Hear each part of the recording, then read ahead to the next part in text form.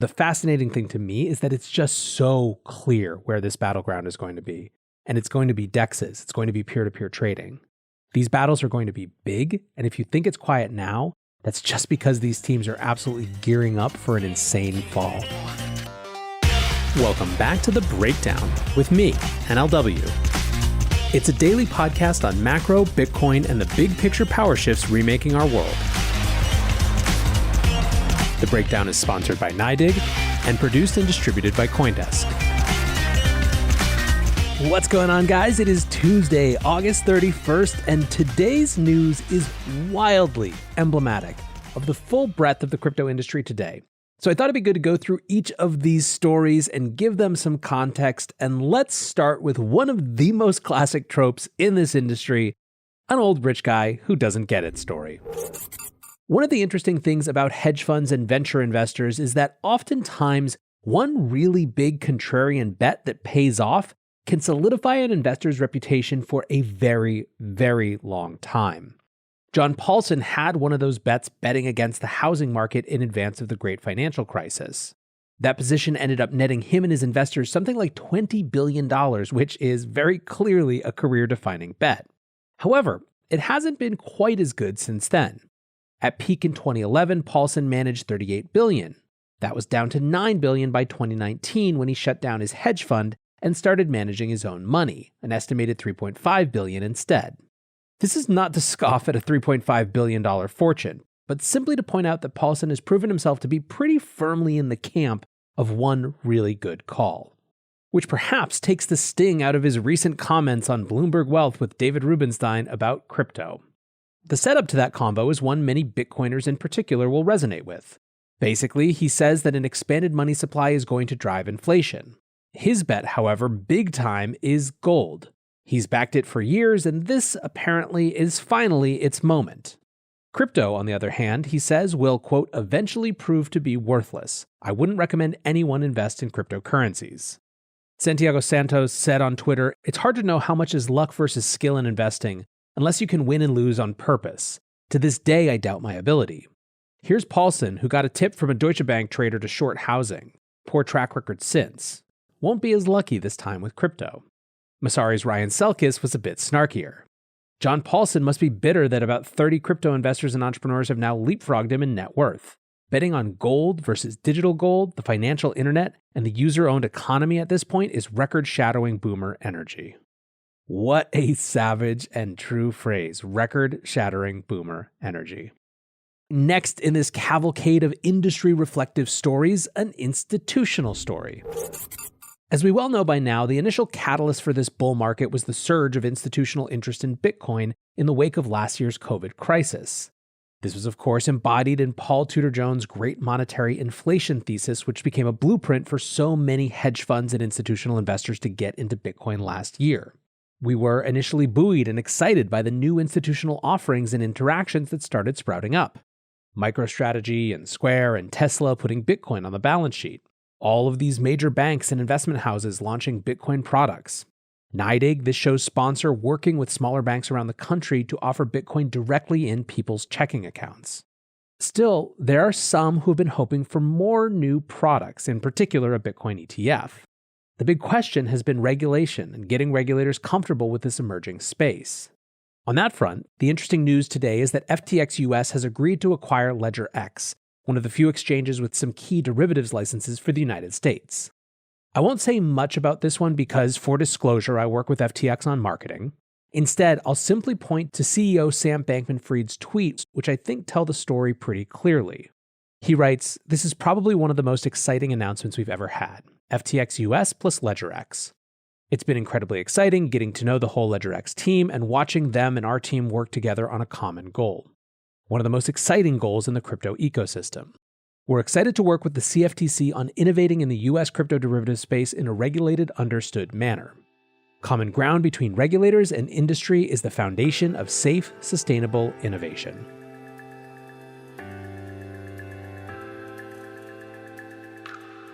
This podcast is sponsored by NYDIG, the institutional-grade platform dedicated to building a more inclusive financial system through Bitcoin.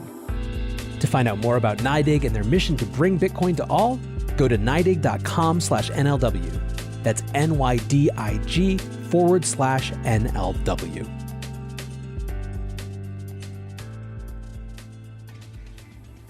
Back to our big list of stories. It's not just institutionally recognized investment opportunities that are making news today. It's also new crypto-native forms, notably DAOs. Syndicate DAO announced that it has raised a $20 million Series A, backed by the likes of Andreessen Horowitz, Alexis Ohanian, Snoop Dogg, and many others. Another disclosure for you, I was an investor in Syndicate DAO's community round where they raised $800K from about 100 people a few months ago.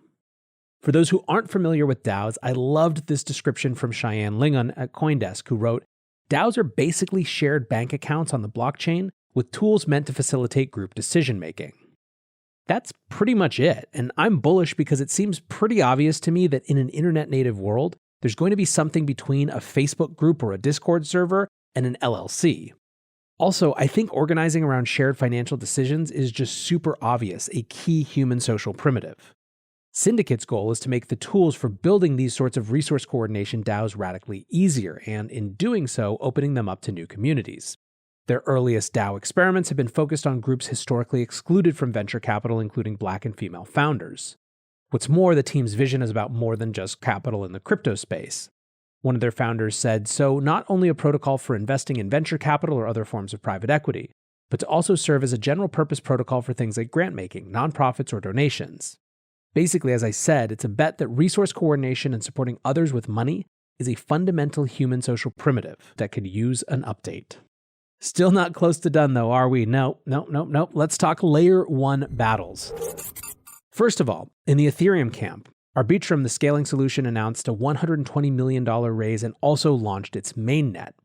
For the Explain It Like I'm 5, here's how the block describes them. Arbitrum is a layer 2 scaling solution that promises to handle many more transactions than Ethereum at lower cost. It processes transactions on a sidechain that uses optimistic rollups technology and then regularly settles them in batches to the main Ethereum blockchain. End quote. Arbitrum is one of 2 big ETH scaling projects, with Optimism being the other one, and the need for that is clearly on display right now. NFT mania has caused ETH gas prices to absolutely skyrocket, and frankly, getting resources into scaling solutions isn't the only impact. For weeks, ETH competitor Solana has been the talk of the crypto Twitter town, especially when it comes to that all-important crypto technology, NGU, or number go up technology. On that front, there is no one coming close to Sol right now.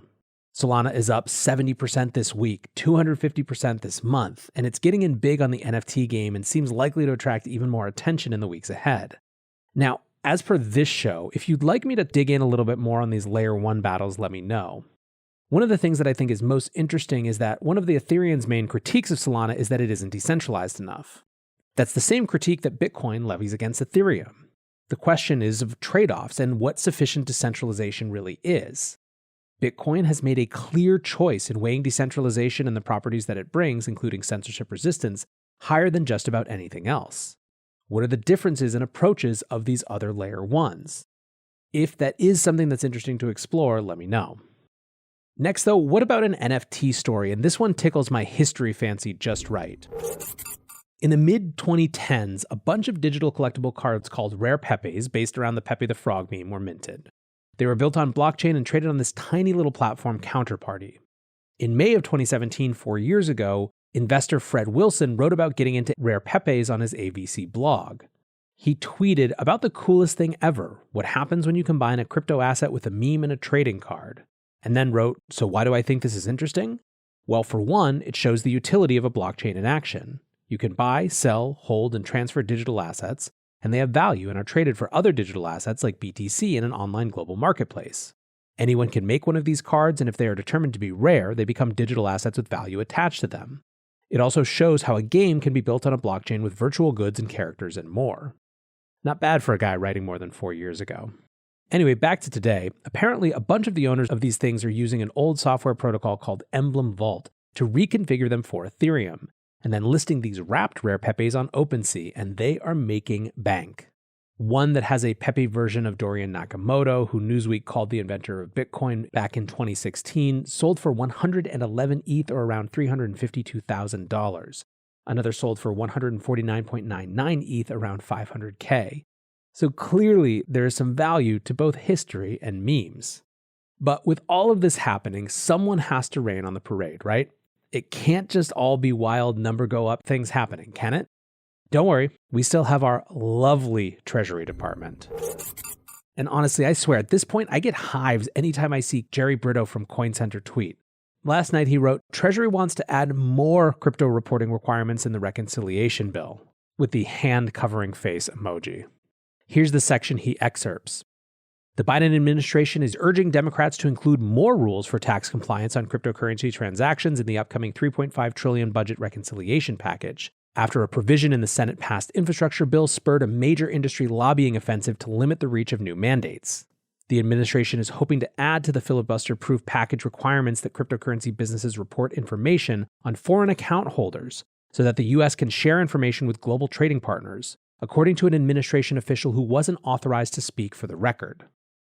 The thing that I want to point out and conclude with, in addition to just the insanity of this being the way that rulemaking happens, which I've covered so much I barely need to reiterate here, but just for the record, it's fucking insane. Anyway, I want to point out what seems to keep coming up over and over and over again about where some of the real fear is. From the end of the article on rollcall.com that Brito cites, here are the last two paragraphs. Treasury is preparing guidance aimed at quelling some industry and lawmakers' concerns about the reach of the bipartisan infrastructure bill's cryptocurrency rules. The department plans to reiterate the rules won't apply to certain parties that industry has warned don't have the information on coin traders that the IRS would seek, such as miners. Treasury has pushed against limiting rules from applying to decentralized and person-to-person exchanges, a matter the department believes should be left to the regulatory process to avoid court challenges and to give flexibility for crafting rules that aim to avoid business shifting to exchanges that lack reporting obligations, according to the administration official. The fascinating thing to me is that it's just so clear where this battleground is going to be. And it's going to be DEXs. It's going to be peer-to-peer trading. These battles are going to be big, and if you think it's quiet now, that's just because these teams are absolutely gearing up for an insane fall. So strap in, get ready, enjoy your last beautiful gasps of summer, and we'll be here to keep track of everything that's coming down the pipe as it happens. For now, though, like I said, such a reflective day of what's going on in this industry, and I appreciate you hanging out as always. Until tomorrow, guys, be safe and take care of each other. Peace.